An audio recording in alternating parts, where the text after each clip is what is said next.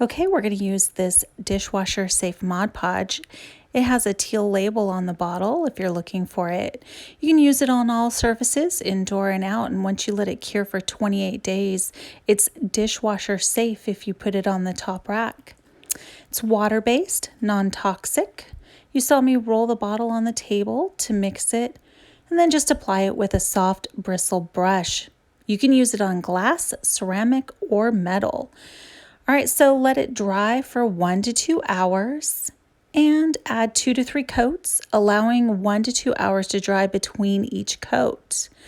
So I just basically let it sit on the counter here in my craft room, and every time I thought about it, I'd go add another layer, try to make it as smooth as possible. Then you have to let it cure for 28 days before you put it in the dishwasher.